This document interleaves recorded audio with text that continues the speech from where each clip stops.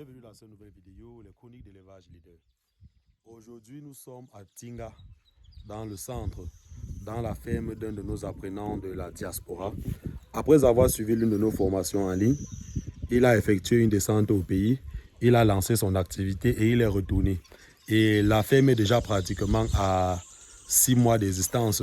Et il a décidé que nous fassions aujourd'hui une petite descente sur le terrain pour voir déjà ce qu'il a fait et que nous essayons d'améliorer déjà les premiers résultats que nous avons sur ce site. Donc sur ce site, ici, nous avons l'élevage de porcs qui est fonctionnel. Nous avons les bacs de pisciculture qui sont en arrêt. Nous avons les lapins qui sont en arrêt. Et nous avons les poulets Brahma qui sont en activité. Donc il est question pour nous maintenant de voir dans quelle mesure nous allons l'aider à mieux rentabiliser son élevage de porcs et de poulets Brahma. Donc c'est pour ça que nous sommes là présentement sur le site. Et il a aussi commandé chez nous directement les boucles d'identification. Donc nous allons directement identifier les porcs qui sont sur le site. Et il a aussi commandé une balance. Donc nous allons aussi effectuer la pesée des animaux. Et la balance lui servira aussi prochainement à la vente de ces différents animaux et à la pesée de l'aliment. Donc nous allons faire un peu le petit tour. Nous allons vous présenter son site.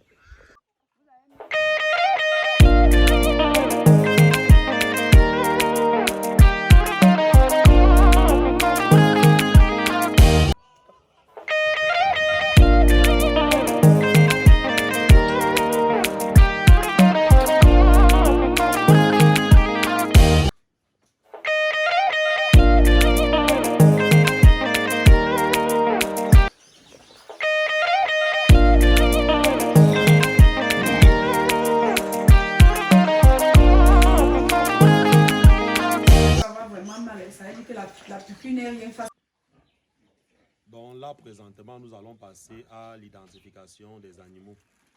Donc une fois sur le terrain, nous sommes venus avec les boucles. Donc ces boucles, ça permet d'identifier les animaux.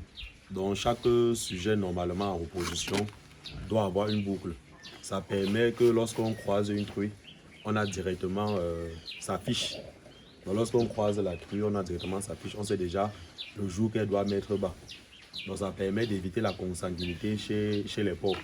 Parce que normalement, la consanguinité chez les porcs entraîne plus de 80% de baisse de performance. Et lorsqu'il y a la consanguinité chez les porcs, il y a les baisses de performance. Et généralement, les porcelets, à la mise bas, ils ont les carences en fer. Et lorsqu'il y a la consanguinité aussi, généralement, toujours chez les porcelets, ils ne vivent même pas un mois. Donc vous allez voir, généralement, il y a certaines fermes que lorsqu'il y a mise bas, on perd pratiquement 50% des mises bas du résultat. Généralement, c'est aussi dû à la consanguinité. Mais il faut éviter ça. Lorsqu'on parle de consanguinité, ça veut dire qu'il faut éviter de croiser les enfants issus d'une même mère. Voilà, les enfants issus d'une même mère. Il faut éviter de croiser les enfants apparentés. Donc que ce soit les enfants d'une même mère ou les enfants d'un même père. Donc pour cette raison on utilise les boucles pour identifier les animaux. Donc là maintenant, étant donné qu'ici on n'a pas encore identifié les animaux, on doit maintenant commencer à avoir l'acte de naissance de chaque porc. Si on n'a pas l'acte de naissance, on va prendre ça à partir d'aujourd'hui. Ça veut dire que on prend une boucle, on met sur chaque porc, on sort la fiche du porc une fois. Ça veut dire que comme peut-être que le porc qu'on vient de croiser là, on doit identifier, on met date de croisement, on met tous les traitements qu'on fait à cette truie, on met ça sur sa fiche. Nombre de porcelets à la mise bas, on met sur sa fiche. Nombre de porcelets sevrés, on met sur sa fiche. Donc, ce qui permet que même lorsque tu veux vendre les porcelets à quelqu'un, lorsqu'il vient, tu dis voilà les enfants de telle mère, voilà ce qu'on a obtenu, voilà ça, voilà. Donc là, c'est plus facile. Mais ici, ça c'est la pince. Donc ça, c'est la pince. C'est avec cette pince ici qu'on doit mettre les boucles. Donc c'est très simple aussi l'utilisation. Donc si on prend, on va aller en ordre.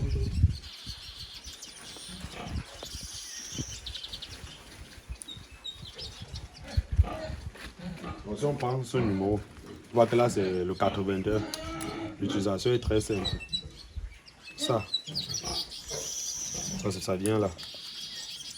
Vous voyez bien, non? Ça vient là. Maintenant tu appuies ici. Avec la main? Tu vois, tu appuies. Quand tu appuies, ça monte. Tu mets maintenant la tête ici. Comme ça, comme ceci. Tu appuies, tac, c'est une fois. Ça veut dire que si j'appuie là, tac, la boucle est lâches ça. attaquée. On se comprend, non? Voilà. Dès que tu passes sur l'oreille du sur porc, l'oreille. tu fais tac, ça prend une fois. Donc on va un peu essayer ça sur le porc là-bas.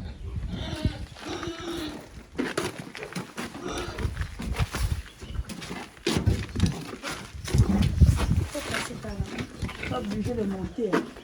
Ah, c'est bloqué là-bas, on a bloqué. Non, on passe, c'est ouvert là. C'est ouvert.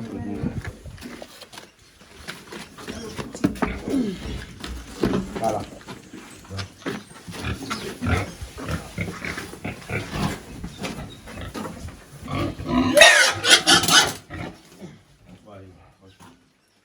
Dans l'autre boucle. Donc quand c'est comme ça, maintenant, après, on va maintenant prendre maintenant le cahier. On va maintenant noter. Oui. Avec ça.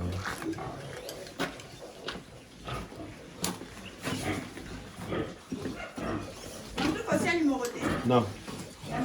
Oui. Après, on va seulement relever les numéros. De toute façon, c'est comme ça. Oui.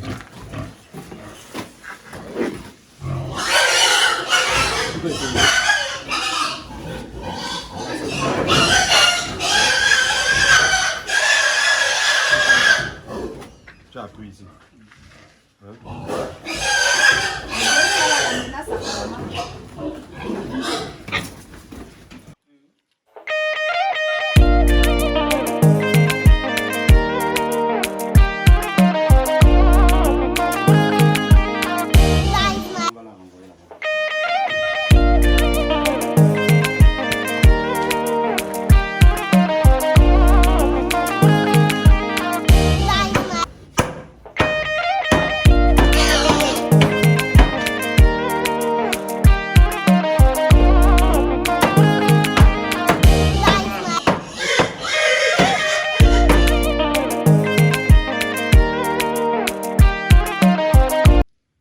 Nous sommes aussi venus avec une balance électronique.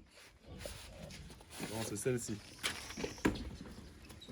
Donc celle-ci c'est pour 500 kg. Donc elle peut prendre jusqu'à 500 kg d'aliments. Donc de poids. Donc avec ça, ça vous permet de peser vos animaux lorsque vous voulez vendre.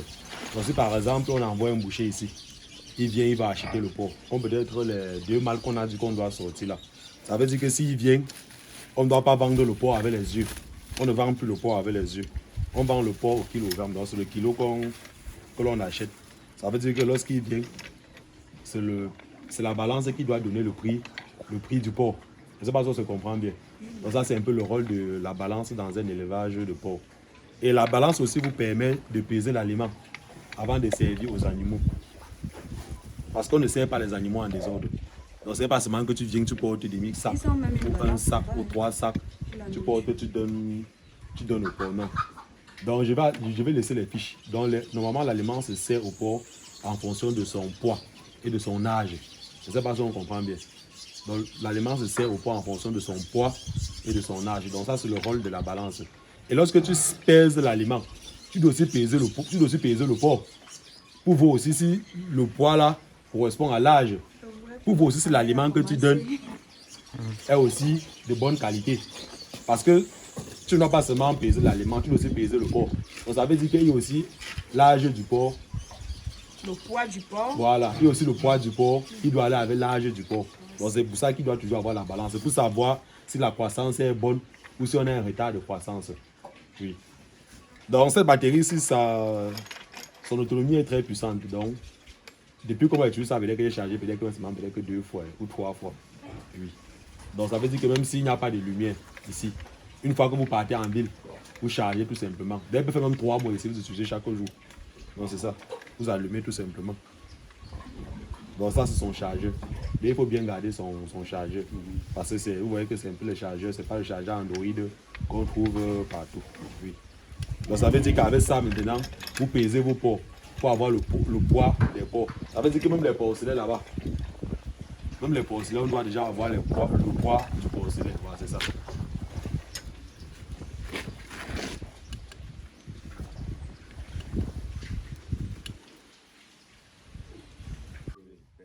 Donc l'utilisation de la balance ici est très simple. Donc ça c'est le crochet. Ça vient là. Donc ça veut dire qu'à base d'une corde, non, on peut accrocher même là. On peut accrocher même là. Si on veut par exemple peser le porcelet, c'est très simple. On peut mettre un porcelet dans un seau ou dans un sac. Tu prends le porcelet, tu mets dans le sac, tu accroches, ça te donne son poids. Là, tu vois, si c'est le gros porc, généralement, on passe les cordes. Donc, ça veut dire qu'on passe les cordes. Oui, on passe les cordes autour de son corps et on lève, on accroche là. Ça donne son poids direct. C'est très facile. Si vous partez souvent dans les bouchers, vous allez voir comment on pèse le porc. Tous les bouchers, si tu utilises généralement cette balance. Lorsque tu es éleveur, c'est toujours important d'avoir ta propre balance parce que c'est bien de vendre tes porcs avec la conscience tranquille que de partir au marché dire que c'est sûr que le boucher là il a truqué la balance. C'est sûr qu'il a truqué la balance. Alors que lorsque tu viens avec ta balance, tu es plus sûr. Lorsque ça met 100 kilos, on fait 100 kilos fois 2600 ou fois 3000, on te donne, tu pars toi, c'est comme ça. Oui. Alors que si tu pars avec la balance du boucher, c'est normal, c'est un commerçant. Donc il y a toujours les faux bouchers qui truquent les balances. Donc c'est pour ça que chaque éleveur normalement doit avoir une balance dans son exploitation. C'est très important. Oui. Oui, bon là présentement nous sommes sur le site et nous sommes avec le chef d'exploitation, Monsieur Charlie. Oui, donc Monsieur Charlie, comment allez-vous? Ça va papa. Ça va. Ok, ça déjà va. Beaucoup de courage et félicitations. Merci. Déjà pour le travail que nous voyons sur le site. Oui. Oui, dans cette vidéo ici nous allons envoyer à votre responsable, votre patron. Oui. Donc j'aimerais aussi que déjà, ce qui est sûr, il y a les difficultés que vous rencontrez ici. Donc quelles sont les difficultés que vous rencontrez déjà ici qui ne vous permettent pas de bien avancer? Bon, en termes je commence d'abord par l'élevage. Oui, surtout l'élevage des porcs. Oui. L'élevage que je maîtrise le plus, oui. C'est les porcs. Oui. Bon, les autres, j'essaie de me battre comme je peux. Oui. La difficulté que j'ai, c'est surtout au niveau de l'entretien. Oui. C'est-à-dire que l'entretien général. Mais, comme j'ai eu à causer avec vous aujourd'hui, oui. Et puis on a immatriculé les porcs. Je pense que ça va aller un peu mieux. Oui. Aussi, parce que depuis quand on a commencé jusqu'aujourd'hui, je n'ai jamais eu vraiment le temps de m'occuper des porcs. Je m'occupais des choses qui ne sont pas des choses administratives, des choses qui n'est pas très importantes dans les porcs. Donc c'est maintenant que je vais essayer de voir si je peux accélérer avec les porcs, avec les porcs et me concentrer sur les porcs. Comme Hélène est là, je suis très content qu'elle soit là. Parce qu'elle va gérer le côté administratif, le côté gérer les employés et autres. Comme ça, je me concentre sur ce que je connais. J'ai aussi vu, les deux, allez-y. Ça, c'est d'un. De deux, j'ai manque de loges. Oui. Il y a vraiment manque de loges. Ce qui fait que je suis obligé de jongler. Même les loges qui sont là pour l'instant, ça a été. Même si on met déjà tous les bêtes là-bas, ça va être toujours peu. Ça va être toujours peu. Donc, il faut qu'il augmente les loges. Il nous faut encore des loges. Bon, je sais que c'est dur. Je sais que c'est difficile. J'essaie de faire avec ce que je peux. Mais j'ai besoin de loges. Oui, c'est vrai. Moi, j'ai constaté que vraiment les porcs sont beaucoup serrés dans les loges là-bas. Et d'ici quelques jours, on aura encore les mises bas. Voilà. Ça sera vraiment très compliqué au niveau de la gestion. J'aurai la femelle que vous avez vue, j'ai mis qu'elle va mettre bas. J'ai deux autres, la marronne, qui va mettre bas aussi bientôt. Et j'ai une autre toupite, noire là, qui est croisée. D'ici peu de temps aussi, dans 3 mois, 2 mois et demi, elle va aussi mettre bas. Donc, et j'ai aussi constaté qu'ici, il y a aussi l'élevage de poulets Brahma. Donc, il y a de très costauds poulets, il y a de très bonnes souches. Et j'aimerais aussi savoir les difficultés que vous rencontrez au niveau de ces poulets Brahma. Pour les poulets Brahma, sans vous mentir, au départ, je ne comprenais pas le processus. Quand je dis que je ne comprenais pas, c'est quand j'ai commencé à prendre les œufs pour aller donner à l'incubateur que j'ai compris que c'est trop de marche, trop de toucher. C'est pour ça que ces poulets, c'est pour ça que avec le tempérament et autres, je ne sais pas comment je peux appeler ça. C'est-à-dire que le fait de prendre les œufs ici, aller encore et aller ailleurs avec, et les gens touchent trop à ça, c'est ça qui fait en sorte que ça ne clôt pas. Ça ne clôt pas la quantité qu'il faut. Et je pense que si c'était sur place, qu'on prenait les œufs, si l'incubateur était sur place ici, c'est là où on pourrait faire les chiffres. C'est là où on pourrait faire bien les poussins. Ça, c'est ce que moi je pense. Et je crois que c'est même ça qui nous fait problème. On a aussi sur le site l'élevage des lapins. Non, On a aussi constaté que c'est très mentir, faible, je ne sais pas. Les difficultés que vous les avez lapins, rencontrées là-bas, c'est franchement, quoi? pour les lapins, je pense que pour les lapins, c'est trop fragile, les lapins. Et pour moi, je pense que on peut se concentrer sur les porcs, on se concentre sur les brahmas et on se concentre sur les canards.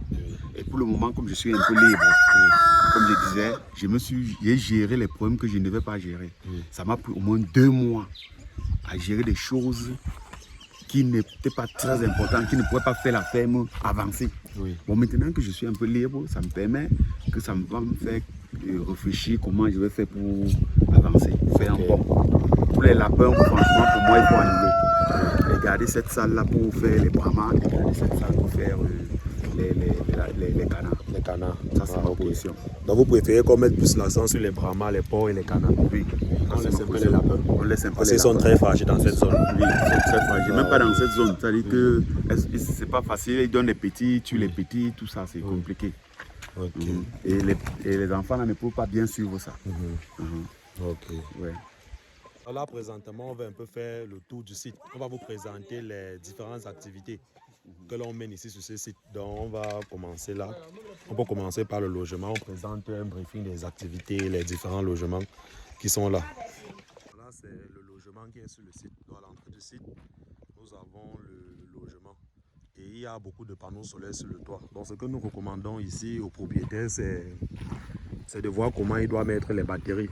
Les batteries sur le site et un onduleur de telle sorte que, comme il a les sujets Brahma, comme vous pouvez observer là en image, lorsqu'il récolte les œufs, il les met directement dans l'incubateur pour multiplier son cheptel. Et quand vous avez aussi mis les batteries et l'onduleur, ça permet aussi même aux employés de se divertir. Ils peuvent se distraire à travers la télé que vous avez mis sur place. Et de nos jours même, il y a les incubateurs solaires, donc fabriqués même localement. Donc ça veut dire que si vous prenez un incubateur solaire, vous pouvez mettre dans votre exploitation. Oui. Ici là, c'est le local pour les sujets Brahma, comme vous pouvez observer. Mais malheureusement, ils nous ont fait comprendre que ces poulets Brahma ne pondent plus. Donc je suis arrivé là tôt ce matin. Je n'ai même pas observé un seul œuf. Donc, ce qui veut dire sûrement ils ont eu arrêt de ponte. Et le conseil que nous pouvons vous donner aussi, c'est que lorsque vous voulez acheter vos poulets Brahma, c'est toujours mieux de prendre les jeunes poulets, soit en poussin, soit en prêt à pondre. Donc, nous ne vous conseillons pas de prendre les sujets qui pondent déjà. Parce que généralement, vous pouvez prendre les sujets qui sont déjà vieilles. Vous pouvez prendre les vieilles pondeuses. Et à vos chevaux vont pondre autour 1 à 2 mois et on va arrêter la ponte. Alors, le conseil que nous avons donné ici, c'est de laisser ces sujets en divagation. Sur le site aussi, il y a la construction de la porcherie.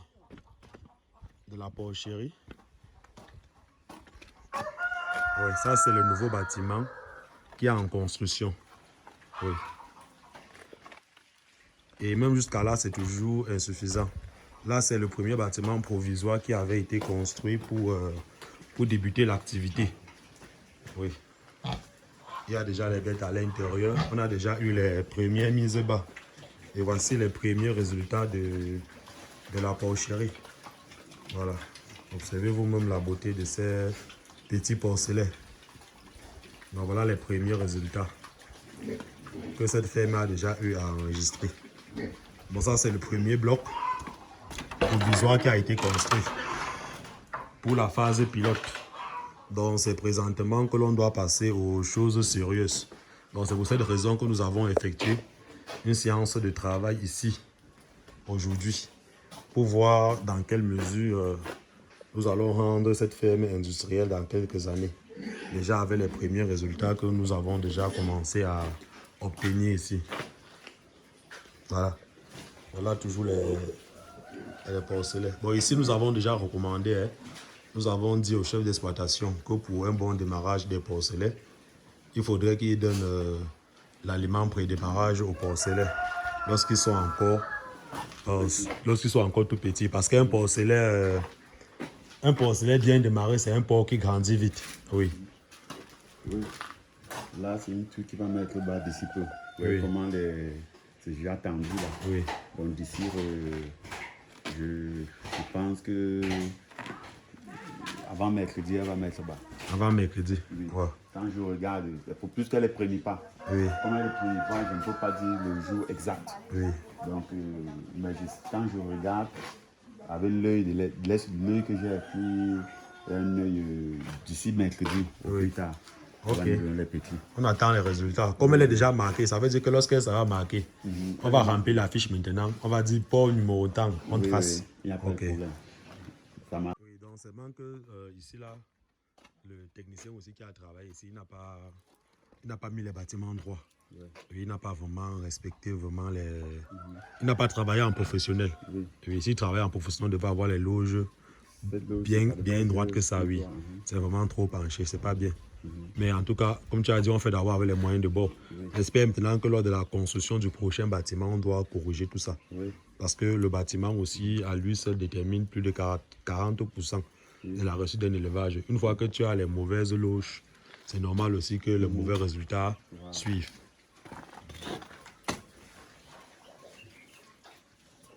Et comme recommandation aussi pour ce bâtiment, étant donné qu'il y a déjà un forage sur le site, donc nous recommandons plutôt de ne plus utiliser ce système d'abreuvement-ci là. Donc c'est mieux directement, comme il y a déjà le forage, de mettre les pipettes. Oui, je sais. Oui. Ça permet de... Oui, ça réduit le travail aussi. Et c'est plus hygiénique. Ça veut dire que le porc ne boit plus l'eau. Il met plus les pattes. Voilà. Tout ça, la saleté, Voilà, c'est ça, oui. Donc c'est mieux maintenant, on va conseiller au patron de mettre plutôt les pipettes. Oui, les pipettes, c'est très bien pour les animaux. Oui, il y a déjà le forage, donc ça doit être facile. Et nous allons aussi visiter ce bâtiment. Ah, c'est le second bâtiment. Bon, ici, nous avons ce clapier avec quelques lapins à l'intérieur.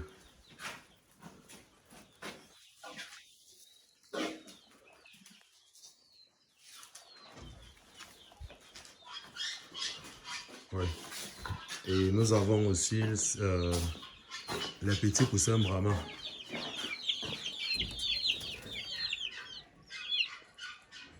Nous avons les petits poussins brahma ici. Ce sont les enfants de ceux que nous avons vus à l'extérieur là. Oui. Okay. Là, c'est quoi?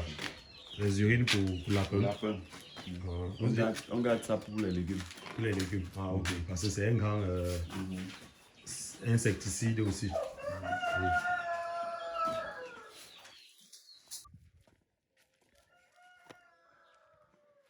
Donc, sur le site aussi, nous avons quelques bacs pour la pisciculture qui a été construite, mais malheureusement, elles ne seront pas exploitées. Bon, apparemment, on a déjà eu exploité ça. Oui, on a exploité. On a fait 1000 et quelques poissons, mais malheureusement, ça n'a pas donné grand-chose. Oui. Et quelles sont les difficultés que vous avez rencontrées ici avec la pisciculture? Première des choses, la vente n'est pas facile. Oui. Pour le style de poissons qu'on faisait. Oui, c'était quel C'était les poissons, comment on appelle ça? Les silures. Oui. Oui. La vente n'est pas du tout facile comme on pense là. Oui. Oui, ça c'est bien. De deux, moi personnellement, pour moi, j'ai toujours pensé qu'il faut d'abord se stabiliser. Il faut reproduire les alevins. Oui. Il faut d'abord reproduire les alevins. C'est quand on produit les alevins qu'on peut faire le grossissement. Oui. Qu'on peut engraisser les poissons et vendre. Oui. Mais si faut acheter les alevins, venir, moi je pense, on va tourner à perte. Ça c'est ce que je pense. Ça c'est d'un. De deux, nous venons de commencer cet élevage. Oui. Nous avons 6 mois, 7 mois d'élevage. Oui. Et je pense qu'il faut d'abord se concentrer sur quelque chose. Oui. Faire que cette chose-là soit au top avant de sortir de l'argent sur, par exemple, les porcs, pour pouvoir faire les poissons si on va entrer dans les poissons. Oui.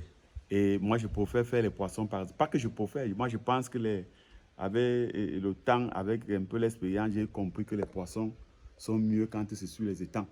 Oui. Là, on peut produire des alevins et on vient engraisser ici. C'est ce que moi je pense. C'est pourquoi pour moi, j'ai dit que pour les poissons, on peut d'abord attendre. On essaie de se stabiliser sur les porcs. Parce que les porcs, nous sommes encore très fragiles sur les porcs. Oui. Donc, il faut qu'on se stabilise d'abord sur les porcs. jusqu'à on sait que chaque mois, on produit par exemple, un exemple comme ça, même 50 porcelains, même 30 porcelains chaque mois. Si on produit 30 porcelains chaque mois, vous voyez que si on produit 30 ou 35 porcelains chaque mois et que chaque 1 mois et demi, 2 mois, on est en train de vendre même seulement 20 porcelains, la ferme peut s'auto-gérer. Donc c'est ce que moi je pense. Et je crois qu'avec un peu de courage, avec un peu de réflexion, on peut arriver à ce niveau, on peut atteindre ça. C'est ce que moi je pense.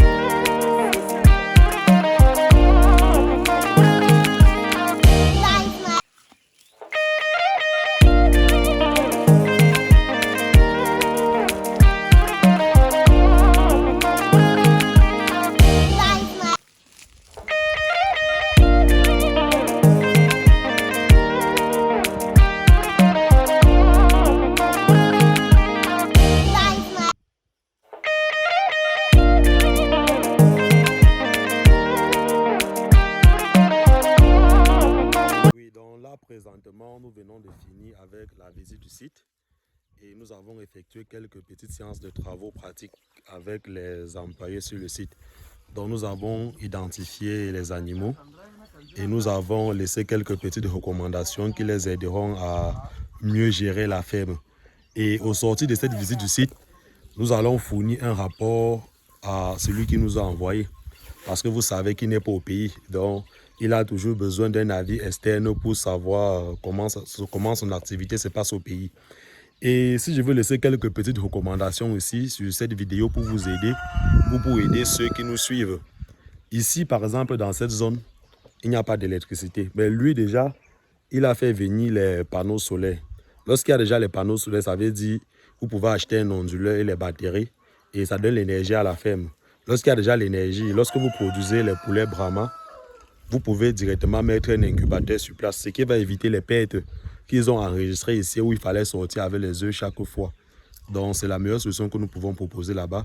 Et lorsqu'il y a déjà l'énergie aussi, vous pouvez déjà installer les caméras. Parce que dans cette zone, il n'y a pas de réseau. Lorsqu'il n'y a pas de réseau et que vous êtes à l'étranger, c'est tellement compliqué pour vous de contrôler l'activité. Donc raison pour laquelle généralement nous vous conseillons de mettre des satellites. Je vais faire une vidéo encore pour vous présenter les fermes dans lesquelles nous avons déjà installé les satellites. Parce que lorsque vous installez les satellites, vous donnez tout simplement un téléphone Android à votre employé. Il n'a pas besoin de MTN, Orange ou autre. C'est tout simplement un Wi-Fi. Il vous envoie le rapport chaque jour. Et lorsque vous avez déjà le satellite sur le site, vous pouvez mettre les caméras directement sur le site. Donc les caméras vous transmettent l'image dans votre téléphone, même à l'étranger, facilement. Donc c'est la première recommandation que nous pouvons faire là-bas. Et aussi au niveau des sujets Brahma toujours, comme recommandation encore très importante, étant donné que les sujets sont en arrêt de ponte, ils consomment l'aliment pour rien. La première recommandation que nous demandons, c'est de retirer ces sujets, les commercialiser et réacheter les sujets prêts à pondre. Il ne faut plus acheter les sujets qui pondent, parce que lorsque vous prenez les sujets qui pondent, vous n'êtes pas sûr de leur carrière. Tu peux acheter une poule, bien chez toi, elle pond seulement 2 mois. 2 mois, elle arrête. Et au niveau de la porcherie aussi. Donc, au niveau de la porcherie, il y a vraiment beaucoup à faire.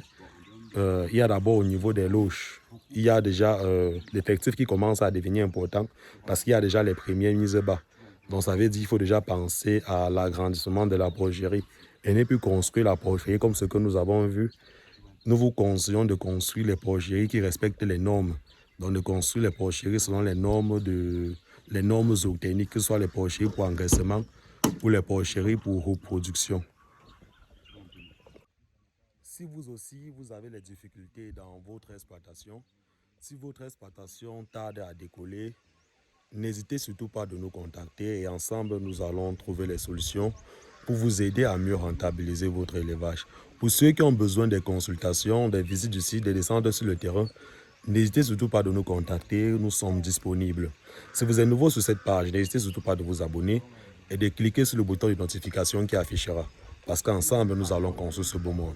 Élevage leader, plus qu'une passion, une nouvelle vision de l'élevage pour l'Afrique. Ciao.